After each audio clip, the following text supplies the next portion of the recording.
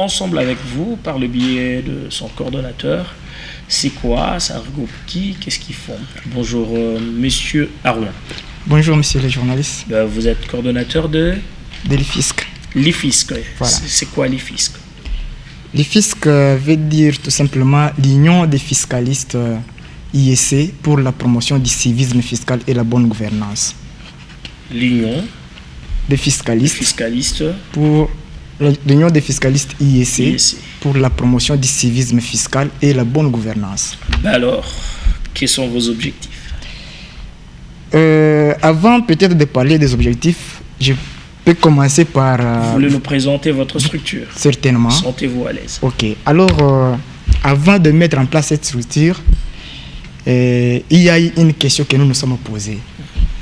Celle de savoir pourquoi l'État congolais est toujours incapable de pouvoir couvrir ses charges publiques. Alors, à cette grande question, il y a eu de multitudes de réponses que nous avons essayé d'analyser, mais on s'est encore posé notre question, d'où viennent maintenant les moyens de l'État? Parce que la réponse peut dire clairement que non, l'État n'a pas assez de moyens. La caisse de l'État n'a pas assez de revenus pour que l'État puisse arriver à couvrir ses charges publiques. Alors, maintenant, la question encore, d'où vient l'argent de l'État? Après les études menées, nous avons remarqué que non, parmi les ressources de l'État, l'unique et la première qui est mise en place, c'est l'impôt. L'impôt. Alors, l'impôt est là, il est obligatoire. Comme la Constitution de la République démocratique du Congo le stipule dans son article 174. Donc, il ne peut être établi d'impôt que par la loi. Et la contribution dans les charges publiques est d'obligation par tous les Congolais qui habitent en République démocratique du Congo. Alors, nous maintenant, nous nous sommes focalisés maintenant à cette étude pour savoir maintenant. La caisse de l'État n'a pas assez de moyens. Maintenant, la ressource principale de l'État, c'est l'impôt. Et l'impôt provient de qui? Des contribuables. Et qui sont ces contribuables là? Sont les peuples congolais. Donc vous et moi et ensemble, nous constituons maintenant les peuples congolais. Et nous sommes à l'obligation de nous acquitter de nos devoirs fiscaux. Alors, maintenant, pourquoi maintenant les peuples congolais n'arrivent pas à s'acquitter de leurs devoirs fiscaux loyalement? Est-ce que connaissent-ils à quoi sert l'impôt qu'ils payent? Généralement, cette question-là revient. Et quand vous vous êtes posé la question, qu'avez-vous trouvé comme réponse? Certainement, en nous posant cette question, nous avons remarqué que non, les peuples congolais n'ont pas l'information sur les bien fondés de leur paiement des impôts. Et en même temps, en interrogeant l'histoire, nous avons constaté que non, les peuples congolais ont problème de la culture, de la culture fiscale. Voilà. Mais est-ce que cela n'est pas l'émanation de mouvements sous la dictature où on appelait la population non à la désobéissance fiscale, populaire et consort? C'est pas ce qui a fini par impacter le mental du Congolais. Voilà, je pense bien que vous pouvez avoir raison de dire ça. Et quand nous regardons même avant l'indépendance, vous allez comprendre avec moi que non, ceux qui se démenaient pour avoir l'indépendance, ils avaient un seul message. Donc, après avoir fait partir les Blancs, vous n'allez plus payer les impôts.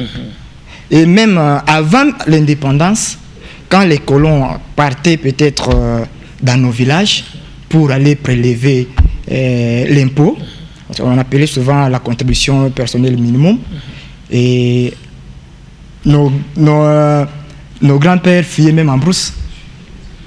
Ils faisaient même une semaine en brousse pour refuser de payer l'impôt. Et aujourd'hui, IFISC nous apporte quel élément de réponse à toutes ces questions posées?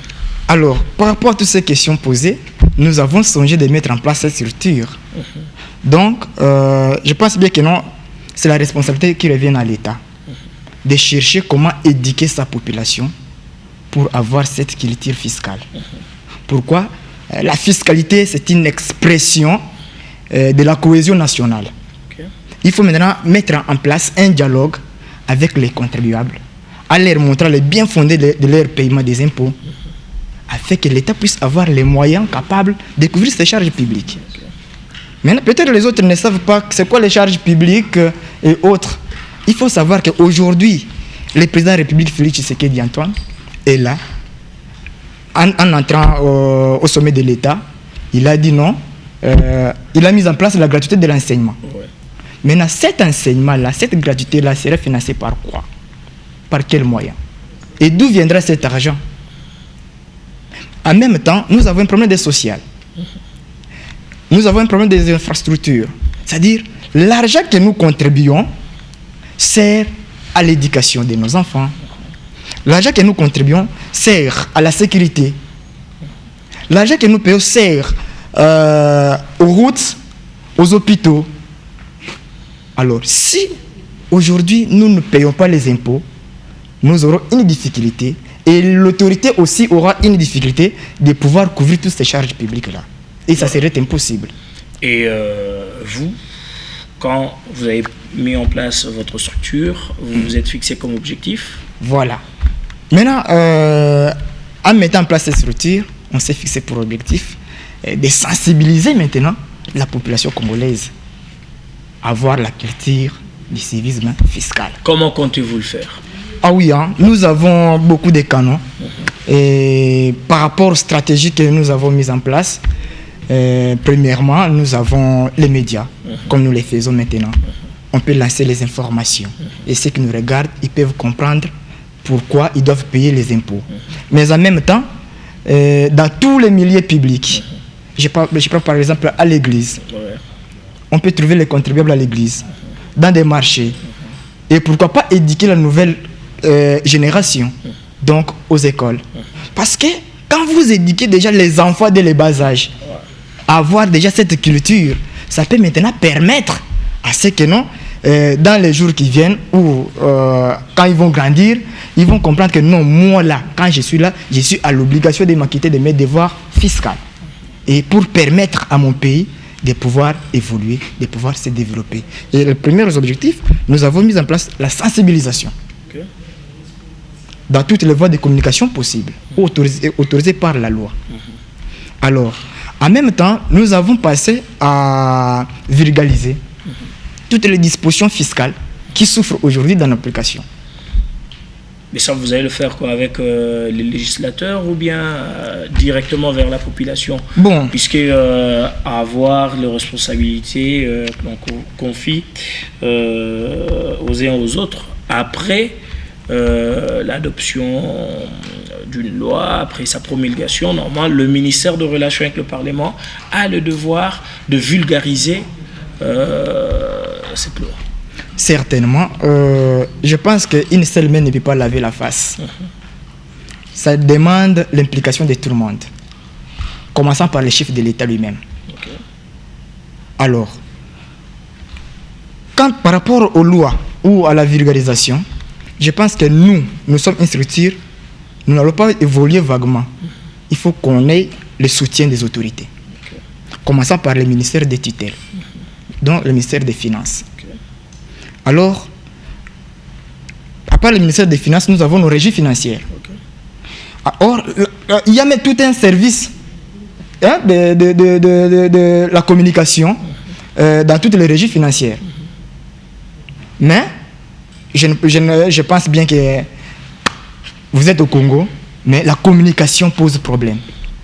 Et vous allez appuyer dans ce dans ces sens-là, voilà, pour qu'il y ait une bonne communication. Certainement, nous avons besoin maintenant d'appuyer les régies financières dans cette mission, afin que nous puissions sensibiliser nos frères et sœurs congolais à comprendre les biens fondés de leur paiement des impôts. Alors, et pour arriver à la réussite, il faut que les autorités nous accompagnent. Est-ce que ça évolue déjà? Vous avez contacté le ministre Sélé Yalagouli, vous avez contacté le régie, et déjà, comment vous êtes structuré? Ok, merci beaucoup, monsieur le journaliste, pour cette question.